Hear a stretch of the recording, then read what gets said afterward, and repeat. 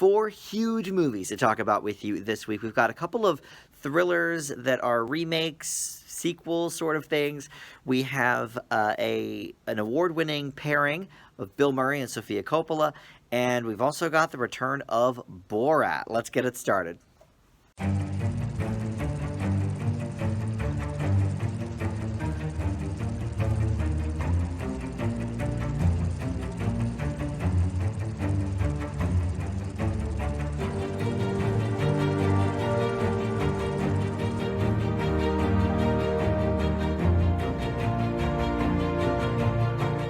Hey guys, Dan here with this week's movie reviews. Each of these could honestly have a standalone review. We've got The Witches from the new 2020 version with Anne Hathaway on HBO Max. We've got The Craft Legacy, which is basically a reboot, but then it's also sort of a sequel too. We'll talk about that. We've got Bill Murray and Sofia Coppola teaming up again for another drama film called On the Rocks.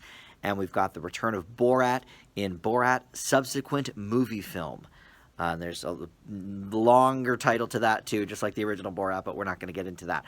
But before we get started, if you have not subscribed yet to my channel, please do so. I would love to have you aboard. We are surfing over 600 subs right now, which is awesome. And also, if you happen to like this video, go ahead and click that like button below while you're clicking the subscribe as well.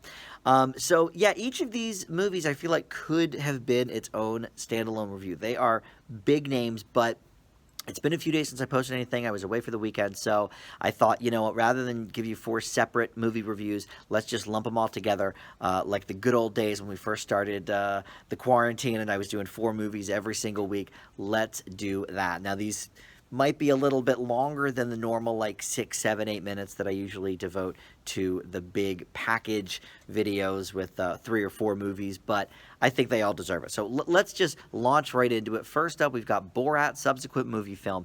This is on Amazon Prime right now for free, which is awesome. And it's something that I don't think would have really happened if not for the lockdown and if not for the current presidential climate, the election, and all of this, because this movie was sort of a secret release, really. Back in 2006, when the original movie was out, shortly after that, Rupert Murdoch, who owned Fox at the time, said, we really want to do another Borat movie, we got to do it, and it never happened. Obviously, imitators have come and gone.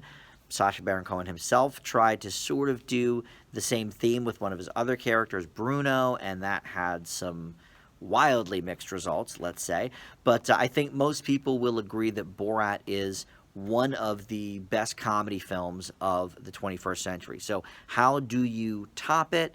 Well, I don't know if you can, but one way is to at least have sort of almost no ramp up to this. Have it be almost a secret kind of filming, and most of it was done over the summer. Well, in fact, I should say it started a little bit in the fall. So I guess, obviously, there were inklings of things going on back in the fall before COVID, like in November-ish. But the bulk of what was filmed was over the summer into, like, July and August.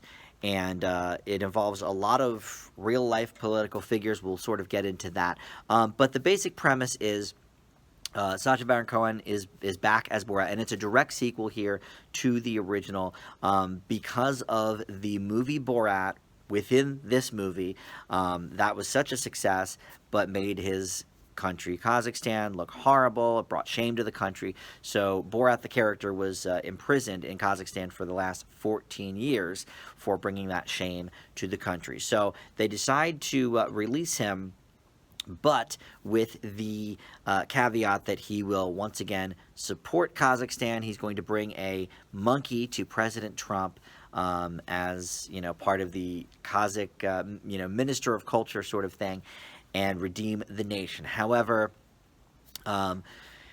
he had some issues with Trump in the first movie when he defecated on one of his the grounds of his hotel. So, all right, we've got a new plan now. We're going to take him to Mr. Mike Pence, the vice president, second in command. So let's go. All the while, his 15-year-old daughter, I should say, tutor, who is played here by Maria Bakalova, I believe, who this is her very first U.S. role or English-speaking role, if nothing else. She is a pretty big star in Bulgaria. She's, a young lady. She's in her mid-20s, but she's playing 15 here. But, so she's a young actress, but apparently she's, a big star in Bulgaria. So now after this, she may be having a career in the U.S. as well, because she's great in this movie, which we'll get to. But basically, she stows away and eats the monkey on the journey to America. And now Borat's faced with the dilemma of, what do I do? So he decides, oh, right, these people like all the young girls, just like Jeffrey Epstein and all of that. So let's, give Mike Pence my 15-year-old daughter. Some hijinks ensue with that. You may have heard about a pretty famous scene with Rudy Giuliani that he is vigorously defending and saying this is, disgusting and not at all what it appears. But anyway, there's, a lot of this sort of road trip feel with Borat and Tudor, and at some point they kind of go their separate ways as well, which I don't want to get too much into really, but Tudor sort of gets schooled a little bit about U.S. customs and how, yes, women can drive here, women can read, it's okay for women to pleasure themselves and all that sort of thing. So, it goes off in that direction. One thing that I think is really interesting here about this movie is that everybody basically knows the Borat character. It's been such a ubiquitous member of our pop culture in the last 15, 20 years. I mean, it's almost like Austin Powers, where it's like, the impressions were just killed to death and all of that. So what do you do to, prevent people from knowing who you are? One thing is to have Tudor be a big part of this movie, and it's almost a two-hander, really, I mean, between the two of them, because, of course, nobody knows who she is. But also, you get Borat some costumes, and because the Borat in the film is now a famous person because of the first movie, movie within a movie, it's sort of layered. They've decided, Borat can't be himself in the public either in the movie, let alone real life. So they have Borat the character don all these different costumes so no one will recognize him as Borat. It's actually really brilliant. Even at the beginning of the movie, when he's in one of his costumes, people are still like, oh, dude, that's Borat. And he keeps, walking down the street saying he's not and declining that. So that makes for some humor as well. Before we continue, I want to say this is, for me, the funniest movie of the year, hands down. The first movie, like I said, comic gold. Everybody pretty much agrees that, it's one of the best films, at least comedically, of the 21st century. Very brilliant. Not too many detractors. But this one, I think could have gone maybe either way. For me, it was hilarious. Now, I will say the second half, specifically maybe the last third of the movie, I think veers kind of off that beaten path and gets more into the political context of it and less about sort of the gotcha type stuff. I mean, there's still some of that in there, like the Rudy Giuliani thing, and he goes to a Trump rally. But, for the most part, it sort of gets way too political and not as sort of clever, I guess, maybe. So, that's definitely one thing about it. But, I mean, I watched this when I was kind of having a bad day. I was a little bit blue, and I was like, I wasn't even sure if I wanted to watch it, because I was like, I want to give this Borat movie, the full chance. If I'm not in a good mood, maybe that will reflect in my grade. But the opposite happened. I mean, it just had me in stitches, and I watched it by myself. This is a kind of movie that's unfortunate can't be playing in a big screen, because I saw the first Borat in a very crowded theater, and everyone was just howling. And, so for this one, it was just me by myself, but I was still howling. It still did the trick for a lot of ways. Now, I did look up what was real in this and what was not, what was more staged. And to be honest, from the few articles I read, it looks like most of it really was real. There were a few things like at the Trump music rally that I was just referring to that happens towards the end of the film. There were some plants in there from the studio or from Baron Cohen himself that was like sort of starting chants and stuff like that. So, all right, but like he goes away to a cabin for 5 days because it is COVID in this movie as well. It reflects our times. And so he's like, I have nowhere to go. Like, why is everything closed? And he finds like this hunter dude that's like, oh, well, it's COVID. Haven't you heard? Everything's shut down. So he agrees to let Borat come with him. And for 5 days, he just is Borat. Now, how they got the cameras in there, I'm really not sure. But from the three articles I read, that part was not staged. And he said that was one of the hardest things to do in the whole movie because for 5 days he had to be this character the whole time. But, Bakalova definitely goes toe to toe with him. They're a really great pairing. In the first movie, he didn't really have that. I mean, he had that guy, that like kind of fat, like short guy, but I don't know. He was okay, but he wasn't really attempting, I think, to go toe to toe with Cohen.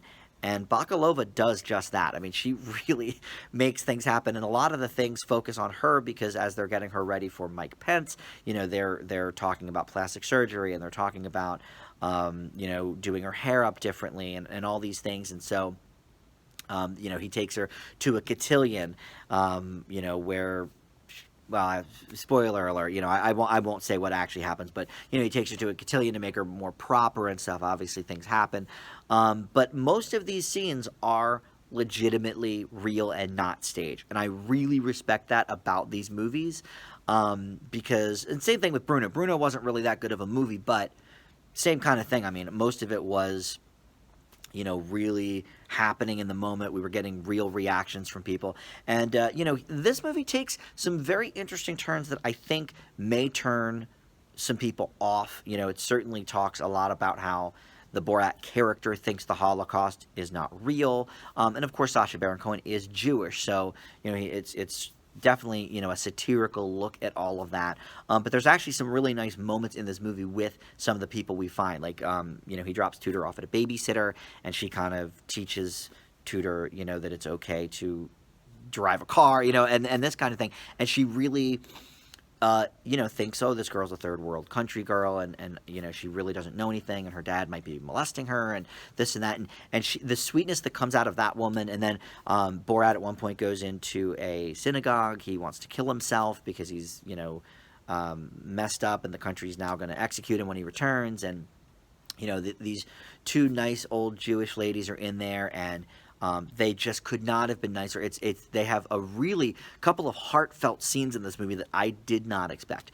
And then moving into the more political stuff towards the end, I mean, look, it's all kind of political as we go along, but, like the Rudy Giuliani scene, for example, personally, I could see his point of view. I don't like Rudy Giuliani. I think he's a scumbag, but I could see his point of view that they kind of are doctoring the footage to make it look like something a little inappropriate is happening. He claims he was just kind of fiddling with his microphone to get it off of his, pants, and not that he was trying to get his pants off or fiddling with himself or whatever. To me, it did look kind of doctored, but look, that's part of the deal with Borat. That's part of the comedy. I didn't find that scene particularly funny. But that's, I think, largely because I dislike Rudy Giuliani so much that even kind of getting his goat is just like, ugh, it just makes me mad to look at him. But this movie definitely has more heart than I expected, that's for sure. It's definitely uneven, like I said, in that last third or so, but it's hands down the funniest movie of the year. Nothing that I can think of even comes close in that aspect. So we'll wrap it there, I guess, and I'm going to leave Borat Subsequent Moviefilm with a B+. I really did not know what to expect. I thought maybe it would be just you can't even say it's a cash grab because it's on Amazon Prime for free. That's kind of the nice thing about some of these movies these days. So let's talk about On the Rocks now. This was written and directed by Sofia Coppola and reteams her with her Lost in Translation star Bill Murray. And in this particular version, this, by the way, you can see on Apple TV Plus, and it is available in select theaters, but I think most people are probably going to watch it on the Apple TV Plus because I think it's only playing in very, very select cities.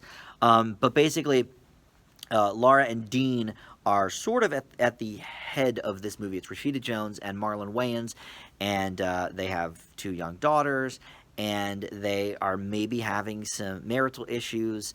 Laura thinks that maybe Dean is cheating on her. He's going away for business a lot, and there's this real hot babe at his at his firm that is sort of new, and he's been spending a lot of time with her. So she confides in her father Felix about this, and that's Bill Murray, and he is automatically like, oh yes, definitely cheating. We got to get to the bottom of this, because he is this old school mentality. The real age of Bill Murray's probably, what, 70 or something. I mean, Felix is right in that wheelhouse. He is a ladies' man through and through. He cheated on Laura's mom, and he's had women, all over the country and what have you. So he thinks, oh yeah, like every guy's like me. Dean's definitely guilty. Let's figure it out. So the two of them start bonding. They've been not completely estranged, but it's never quite explored the way I would like it to have been. It's one of my issues with this movie, but they've been estranged enough that, like, they're not that close, even though they're definitely in each other's lives. We can tell that, but they're not super close. But this sort of brings them some closeness. It gives them sort of a project to work on. They end up following Dean to a business trip in, I think, Mexico or something. So anyway, if you like the Sofia Coppola dramatic, relationship kind of thing, like Lost in Translation, like some of her other things. I've never seen The Virgin Suicides. That's one of hers, I believe. But I think they're all kind of in this wheelhouse of just sort of very serious things, but also there's a handful of comedic moments as well. Like Lost in Translation, I think, won Bill Murray the Golden Globe for Best Actor in a Comedy. Now, to me, Lost in Translation is more dramatic than anything. But like this movie, it certainly walks that line, and there's a little bit of dramedy. And actually, that's another downfall of this movie, is that it doesn't quite know when to be serious and silly. Like, some of the sillier moments are straight, like, out of a sitcom, rather than sort of slice of life type of things, especially when they go to kind of spy on Dean on the trip. Like, Bill Murray's hiding in the bushes, and it becomes almost like a farce at one point. That's where the movie kind of loses me. But other than that, like, I've mentioned a couple of the negatives. Let's talk about the positives. The drama here is great. Bill Murray is outstanding. This is definitely in that recent Bill Murray phase, like St. Vincent, like Lost in Translation, like Broken Flowers, of the last 15, 20 years, where he's really been tackling a lot of these more sincere roles, more looking inside type of roles, and he's really chewing his teeth off in this one, and he steals every scene that he's in. There's no doubt about that he is the king of this movie, even though I'm not quite positive that he's the main character, because I would argue maybe Rashida Jones's Laura is the main character, but he certainly steals every scene that he's in. Now, Rashida Jones, to get to her, is really good here. I'm a little hit or miss on her. I think sometimes she can be great. I think sometimes she can be grating. And Marlon Wayans here is actually really good. The script doesn't necessarily require a lot from him, but I think, what he gives us is not something that we necessarily expect from the dude who gave us the Haunted House movies, or the 50 Shades of Black. I mean, they were kind of clever parodies for a time, but, the jokes kind of wore thin, I guess. But he has some dramatic chops, and he's showing them off here, I believe. So my biggest issue really with the movie, other than sort of the tone of the comedy, is that we don't necessarily delve deep enough into either Laura and Dean's marriage or Laura and Felix's father-daughter relationship and background. And at 96 minutes, I think Coppola definitely could have added another 10 minutes to flesh some of that out and make us really appreciate these characters more. So, I don't know if we'll get to see some more awards from this teaming. I don't know if maybe the Globes will recognize Bill Murray. Coppola actually won the screenplay Oscar for Lost in Translation. I'm not sure if this is going to happen for On the Rocks. I don't think we're on that level. But for what it is, I think this is a very good relationship drama. I think it's not as well done a movie as Marriage Story, to just think of a recent example about marital issues. But it is more enjoyable to watch, if that makes sense. Marriage Story is a hard watch. I never really want to watch it again. I gave it a pretty positive grade. I think it was like an A-. The performances were amazing, but it was just so hard to watch that I just don't think I could handle it again. This, I could see watching multiple times and enjoying it. So, there's definitely a difference there, even though I would say Marriage Story is probably the better film overall. So, with that, I'm going to leave On the Rocks with a B. Let's move on to The Witches. This is the 2020 version of the Roald Dahl's, classic book, The Witches, from, I guess, the 80s, right? 1983. And there was a movie in 1990 of the same name with Anjelica Huston. And I just actually recently discovered this movie thanks to Netflix, thanks to my buddy Tim, who joins me on the channel sometimes. He had recommended that we watch The Witches. And I had honestly never even heard of it before. If I have, it just sort of came and went in my mind. Obviously, I was alive in 1990. I was 13. So it's something that I feel like should have been on my radar, but it's just not something I ever remember hearing about. None of my friends really went to see it. Like, I don't know. But I'm glad that I watched that version before I watched this one. I like to do a nice compare and contrast sometimes. And so here, this is available on HBO Max, and it's got some big star power. First of all, it's directed by Robert Zemeckis.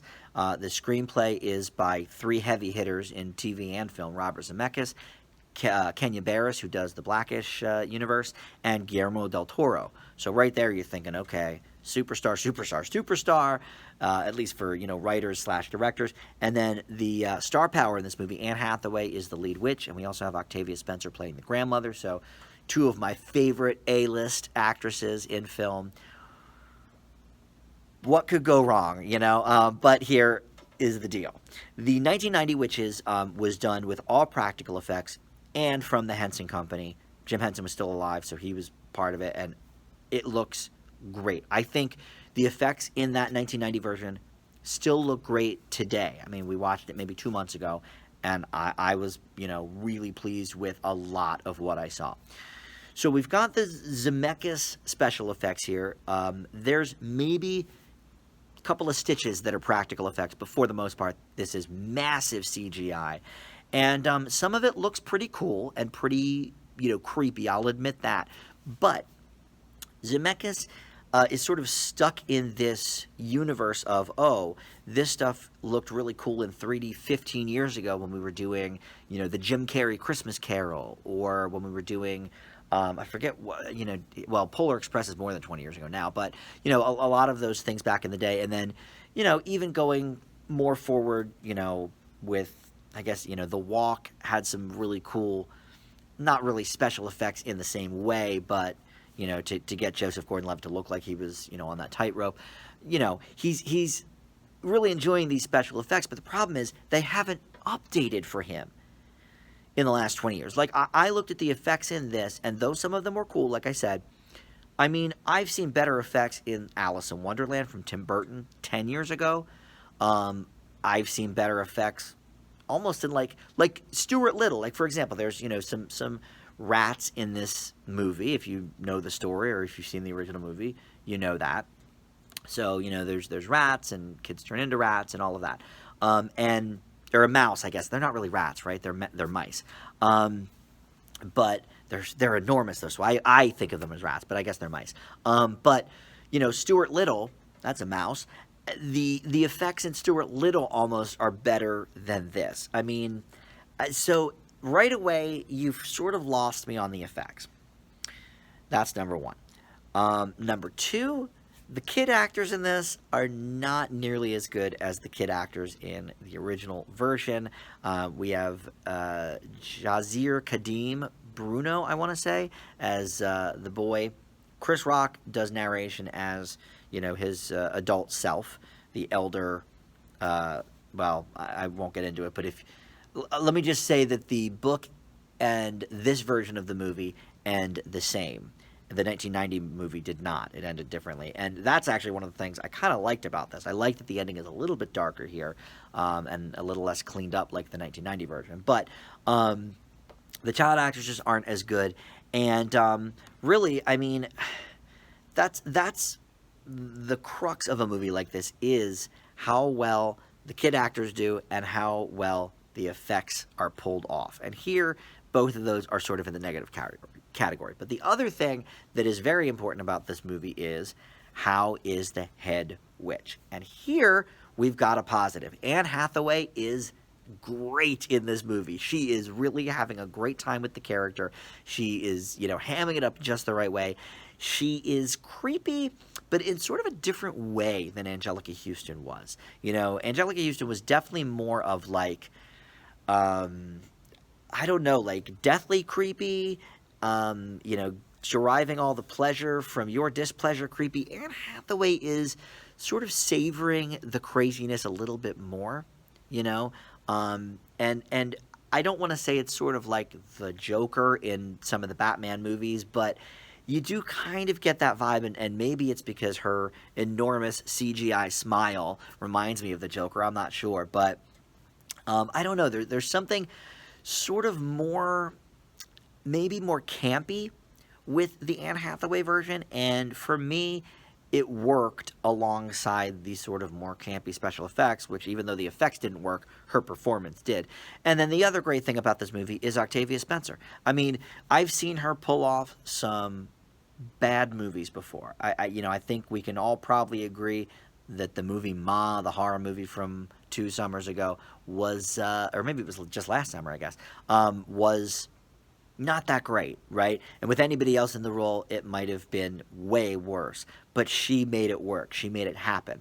Octavia Spencer is, simply put, one of my favorite actresses working today, so it's no surprise she does amazing as the grandmother. And one other thing I really liked about this that does involve the kid is that we do get a little more of a backstory there with the two of them that I don't think we quite got in the 1990 version.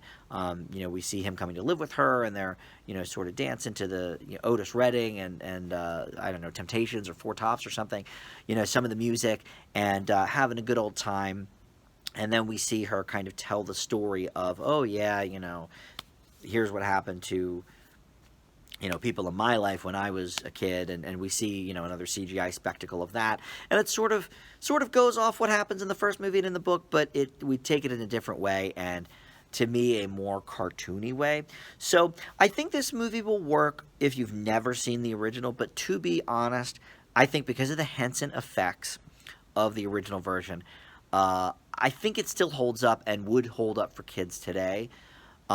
This, I think, isn't as creepy as the original, but because of 2 great adult performances, and Stanley Tucci's in this as well, sort of on a limited basis. He's only in a few scenes. He plays the hotel manager, but he's fine as always. But the 2 real adult leads here, Anne Hathaway and Octavia Spencer, I think they sort of elevate this from what it could have been, which, based on the effects and some of the other stuff going on, is just really not good at all, maybe one of the worst of the year, but it elevates definitely above that.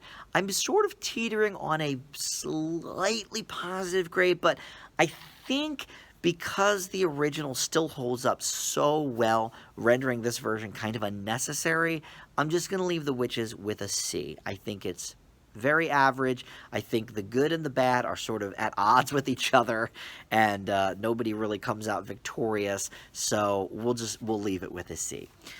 Finally, we're going to do The Craft Legacy, and this is a film you can download on demand. It's one of those that is not for free on any of the streaming services, but you can rent it, and I think if you're a Craft fan, maybe you will want to do that. But after my review, maybe you will not want to do that. Spoilers. All right, so basically this is a Blumhouse production, so you can expect some of the typical horror tropes that we've seen of late.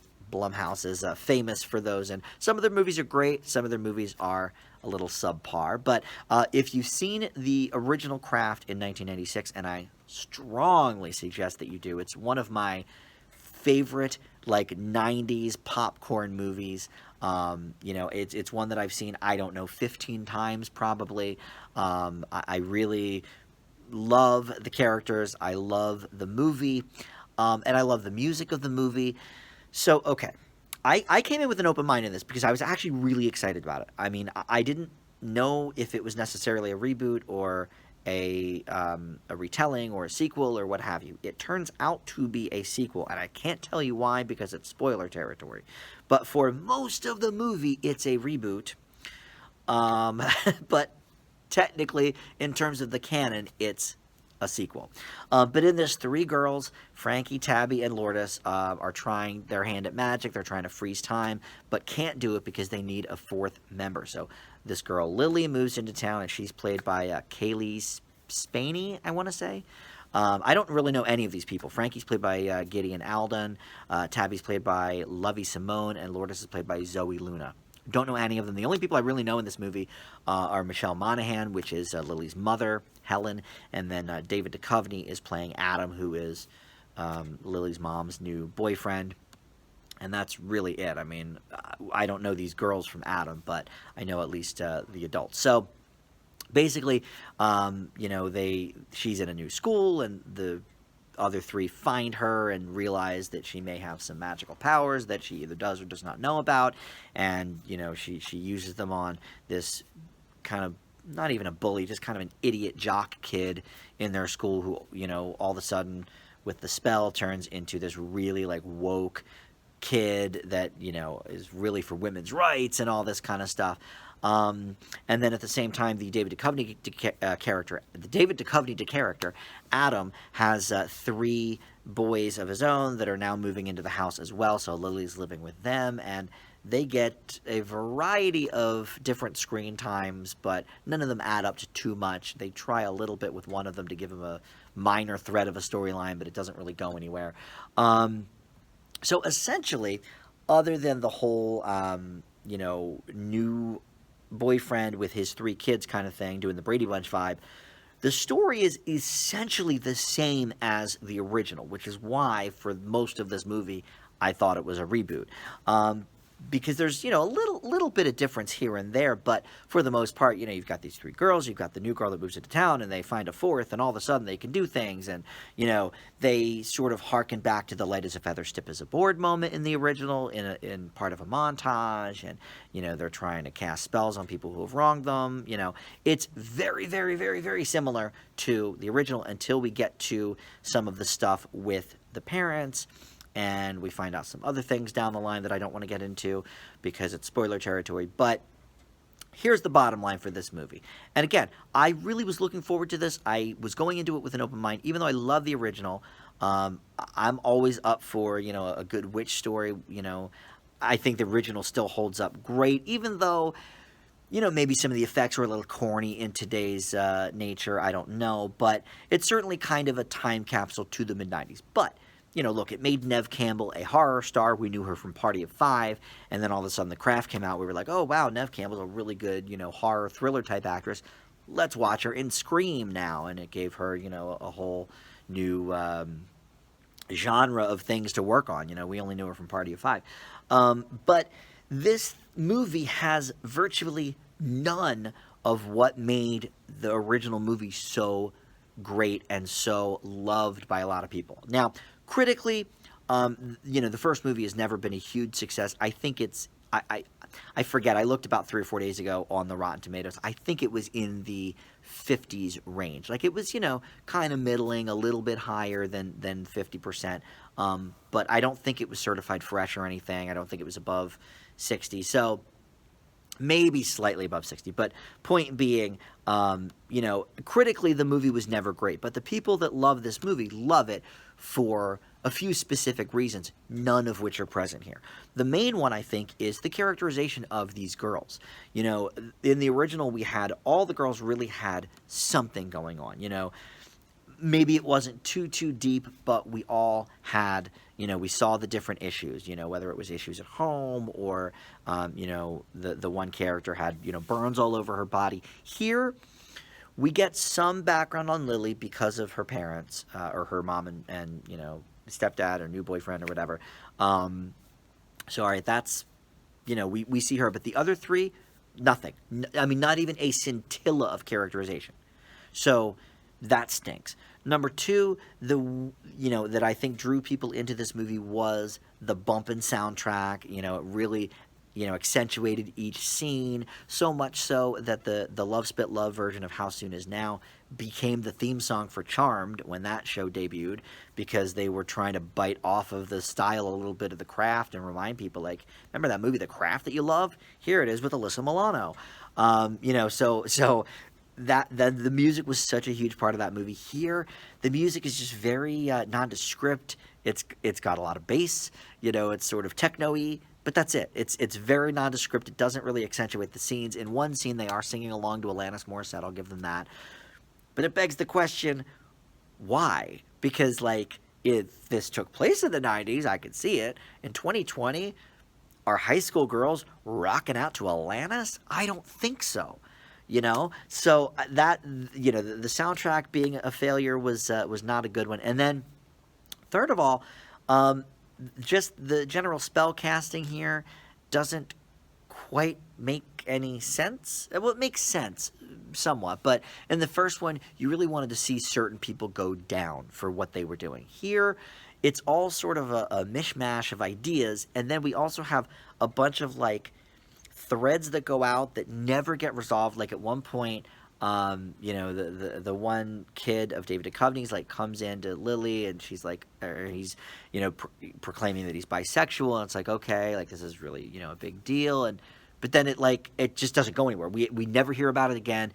Some of the boys I don't even think we hear from again, like, once we're about 2/3 of the movie, but why not? Like, what happens? And then the ending, I can't tell you what happens in the movie, but stuff goes down, and then it almost is, like, joked about in the next scene, but, like, why? Like, there's nothing quite to joke about. Like, the first one ends, and I think there's another reason the first one is so beloved by a big group of people, is the first one ends really, really creepily, with the Fairuza Balk character. All right, spoilers for the original Craft movie 25 years ago.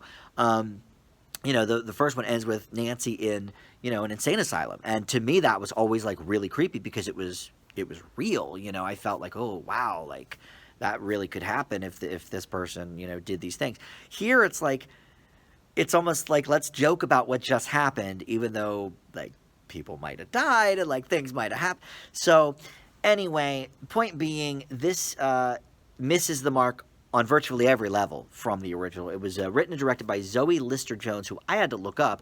Her first time as a director, but she's mostly known as an actress. She's been in a bunch of different TV shows and movies. If you saw the CBS sitcom Life in Pieces that lasted, I think, 3 years, she was on that.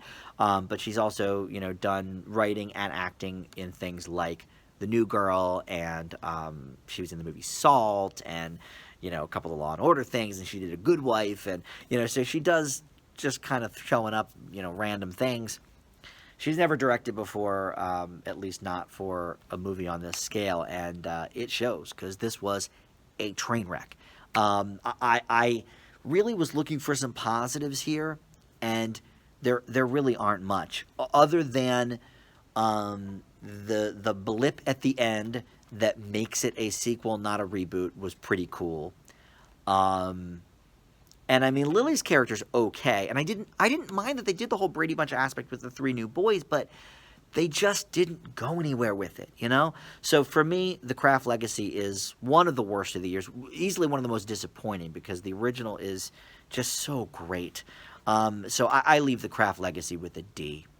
I really struggled with this, and it's only 90 minutes, just like, On the Rocks. You could have added 10 more minutes and added any characterization in for these 3 girls, and they just, it's always so weird to watch a sequel or a reboot of anything. The Witches, would maybe fall into this category too, and the director and or writer just doesn't understand what makes the original so great and so beloved, There's just no understanding of the original in The Craft Legacy.